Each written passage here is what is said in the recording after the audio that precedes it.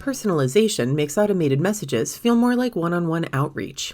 If you're using the ActiveCampaign CRM and have more than one deal owner, the from name or email address of an automation email can be set to reflect the deal owner for each lead.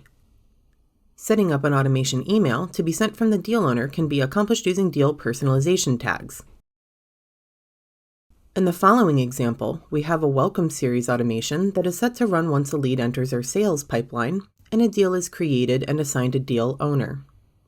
Within the welcome series, there are several emails we can personalize to be sent from each lead's respective deal owner. Let's edit the first welcome email. From the Campaign Builder, click the gear icon to access email settings. Then click the person icons in the From section and add the personalization tags for deal owner name and deal owner email address. This automation email is now set to send from the deal owner, ensuring that messaging is sent from the specific individual who owns the relationship with each lead.